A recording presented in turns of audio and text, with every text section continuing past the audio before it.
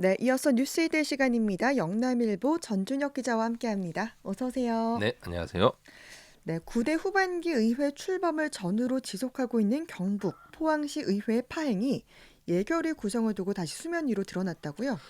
네, 한 명을 제외하고는 예결위원 모두가 초선 의원인데다가 네. 더불어민주당 의원 역시 포함되지 않아 협치가 실종됐다는 평가입니다. 음, 결국은 한 명의 다선 의원마저 사퇴를 하면서 모두 초선 의원이 됐는데요. 네.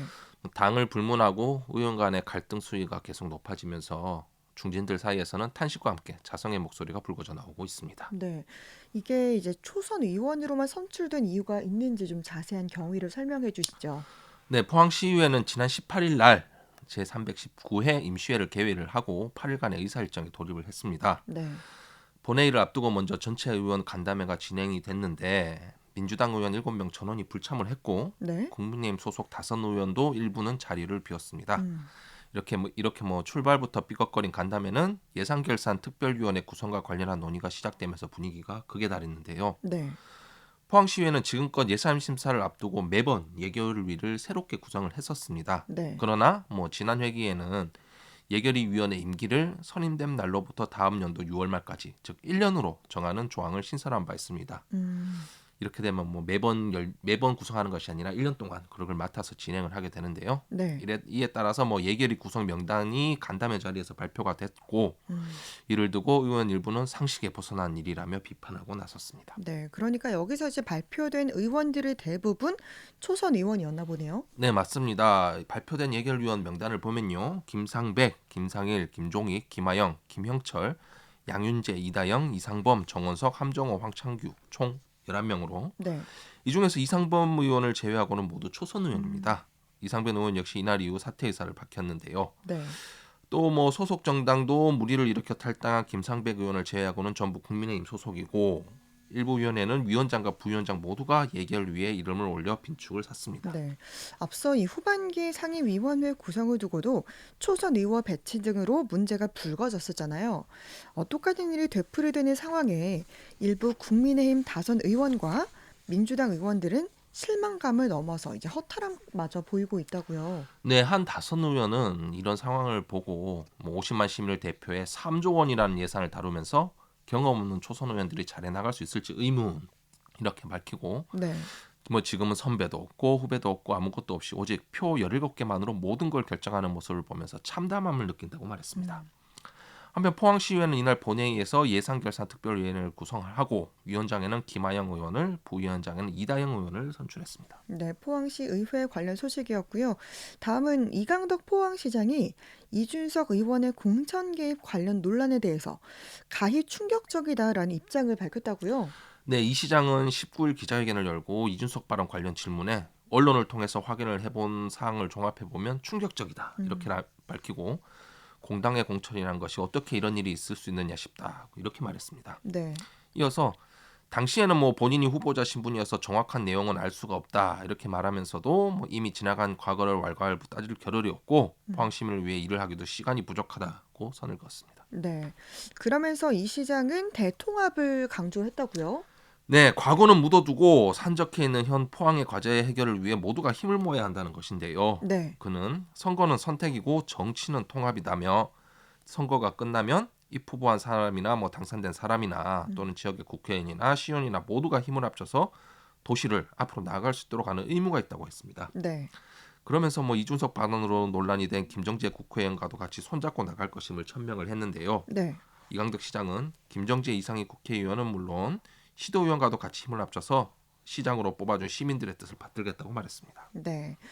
다음은 글로벌 경기 침체와 중국발 철강 공급 과잉 여파로 지금 포항의 제철소 공장이 연이어 문을 닫고 있다 이런 좀 소식이네요. 네, 포스코는 45년 9개월간 가동해온 포항제철소 1선제 공장을 지난 19일 전격 폐쇄했습니다. 네. 지난 7월 포항제철소 1제강 공장에 이은 두 번째 셧다운인데요. 음, 앞서 현대제철도 포항 2공장 폐쇄를 결정하고 가동을 무기한 중단한다고 밝힌 바 있어서 포항 철강업계에 먹구름이 들이우고 있다는 평입니다. 네. 포스코가 이런 결정을 내린 이유가 있나요? 아무래도 국내외 여건이 어려워서겠죠? 네, 글로벌 철강 공급 과잉과 해외 저가 철강제의 공세, 음, 설비 노후화 등으로 악화하는 수익성을 개선하고 효율성을 높이기 위한 결정으로 풀이가 됩니다. 네.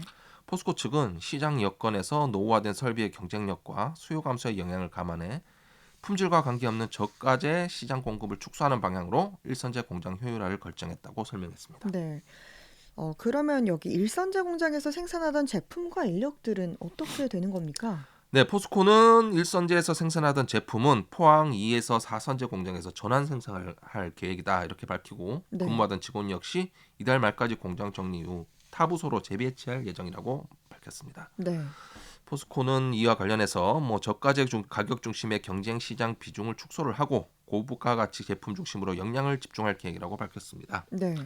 한편 연이은 제철 분야 공장 폐쇄의 직격탄을 맞은 포항시는 산업위기 대응 전담 태스크포스를 구성해 대응하기로 했습니다. 음. 부시장을 단장으로 한 태스크포스를 구성해 철강기업 지원책을 발굴하고 기업 및 관련 기관과 긴급 간담회를 열어 해결책을 모색키로 했는데요. 네. 또 중소기업 특별 지원 지역 연장, 산업위기 대응 특별 지역 지정 등을 정부에 건의키로 했습니다. 네. 이렇게 포항의 제철소 공장이 연이어 문을 닫고 있는데 이런 반면 지금 포스코 포항 제철소 3파이넥스 공장에서 또 화재가 발생했다 이런 소식이네요. 네, 맞습니다. 경북 소방본부에 따르면 어젯밤 11시 18분쯤 포항시 남구 송내동 포스코 3파이넥스 공장에서 불이 나 약 2시간 만에 진화가 됐습니다. 네. 인명피해는 다행히 없었고요. 소방당국은 공장 용융로 타워에서 불이 난 것으로 보고 정확한 화재 원인과 피해 규모를 조사하고 있습니다. 네. 삼파이넥스 공장은 앞서 지난 10일 새벽 화재가 발생해 약 5시간 만에 진압이 됐고 네. 19일 오후부터 재송풍에 들어간 바 있습니다. 네. 재송풍이라면 어떤 겁니까? 네, 포스코가 밝혔는데 지난 19일 오후부터 삼파이넥스 공장이 재송풍을 시작했다는 건데요. 네. 포스코는 이번 작업에 대해서 아직은 바람을 조금씩 불어넣는 정도의 단계라면서 경과에 따라 다시 송풍 중단 후 재점검할 수 있다고도 덧붙였습니다. 네. 그리고 또 화재 수소와 관련해서는 지난 18일 2차 현장 감식이 진행되기도 했습니다. 현장 감식으로 그럼 좀 뭔가 나온 것들이 있습니까? 일단 포항 남부경찰서에 따르면 앞서 10일 진행한 1차 감식 당시에는 용융로의 고온으로 현장 파악에 어려움이 좀 있었고요. 네. 국가수는 이번 2차 현장 감식에서 화재가 발생한 것으로 파악된 용융로 하부 33번 풍구에 부품 등을 수거해 간 것으로 알려졌습니다. 네. 다만 해당 부품 등이 고온에 대부분 녹아내려서 감식 결과는 올해를 넘길 것으로 예상됩니다. 더구나 또 이번에 또 화재가 발생하면서 더욱 복잡한 상황이 되기도 했습니다. 경찰 관계자는 국과수의 감식 결과가 나오기 전까지는 아직 아무것도 확인할 수 없는 상황이라면서 포스코와 수리업체 등 관계자에 대한 기본적인 조사는 마쳤다고 말했습니다. 네. 조금 더 결과를 지켜봐야 될 것 같고요. 다음 소식은 포항 영일만항이 동해 심해 가스전 개발 사업인 대왕고래 프로젝트에 보조항만으로 참여한다는 소식이네요. 네, 시추 작업에서의 경험 부족이 영일만 하나의 큰 단점이었던 만큼 이번 보조항만 계약은 향후 배후항만으로 나가기 위한 포석으로 여겨집니다. 네. 포항시는 24일 한국석유공사와 영일신한만 주식회사가 1차 탐사 시추를 위한 보조항만 시설 임대차 및 하역 용역 계약을 체결했다고 밝혔습니다. 네. 27일 산업통상자원부 개발전략회의에서 계획이 승인이 되면 오는 12월 중순에 시추 작업에 돌입을 하며 기간은 40여일 동안 진행될 예정입니다. 네. 보조항만 계약에 따라 영일만항은 시추 과정에서 부족 기자재 추가 공급이나 안정성 확보를 위한 긴급 하역 추진 등의 역할을 수행하게 됩니다. 네, 모처럼 좋은 소식이네요. 다음은 교육계 얘긴데 최근 인천 지역의 특수교사가 업무 과중으로 사망하면서 논란이 됐었는데 포항의 특수학급도 좀 비슷한 인력 부족에 시달린다라는 소식이네요. 네, 현황부터 먼저 파악해 보면 포항시 초등학교 특수학급은 총 76곳이면서 네. 특수교사 수도 76명입니다. 음, 얼핏 보면 한 학급당 한 명이 네. 있다 이런 것 같은데 상황을 네. 들여다보면 좀 복잡하긴 합니다. 음, 일단 특수학급의 성격상 교육과 동시에 학생들에 대한 돌봄이 이루어져야 하기 때문에 한 명의 특수교사만으로는 제대로 된 학업을 수행하는 것은 불가능에 가깝다는 점 먼저 알려드려야 할 것 같습니다. 또 여기에 스스로 아무것도 할 수 없는 중증 학생 비율이 특수학급의 절반 이상을 차지하고 있어 문제의 심각성을 더하고 있습니다. 네. 포항 지역 특수학급의 중증 학생 수는 2020년에는 59%, 2023년에 52%, 2024년에는 50%등 최근 3년 동안 절반을 계속해서 넘기고 있는 상황입니다. 그러니까 이 학급에 일단 중증 학생도 많게 되면 이게 교사 한 명으로는 좀 감당이 안 되고 여러 명이 좀 도와야 될 것 같은데요. 맞습니다. 이게 특수학급을 지원하는 인력으로 실무사라는 분들이 47명 계시고 네. 자원봉사자도 31명이 힘을 보태고 있지만 이 역시 음, 역부족인 상황입니다. 네. 더구나 관련 규정상으로 보면 학생 6명당 교사 1명을 배치하게 돼 있는데 네. 이 기준을 넘기는 과밀학급도 존재하는 것으로 조사됐습니다. 현재 신흥초, 원동초, 오천초 등 17개 학교의 특수학급은 과밀 상황으로 이 중에서 3개 학교만 특수교사가 2명이고 네. 나머지 14개 학교는 특수교사가 부족한 실정입니다. 특수학급이 너무 협소하다는 지적도 있는데요. 네. 교육당국이 정한 특수학급 면적은 44제곱미터 약 13평으로 장애 학생들이 학업을 수업하기에는 부족한 점이 많은 실정입니다. 네.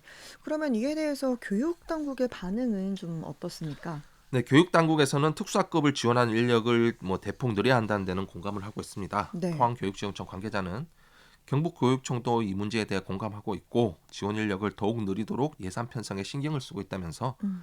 해마다 지원 인력이 조금씩 늘고 있으나 장애 학생 수가 점점 또 늘어나는 추세라 더 많은 인력이 필요한 건 사실이라 이렇게 말했습니다. 네. 오늘 뉴스일대의 전준혁 기자와 함께했습니다. 고맙습니다. 네, 감사합니다.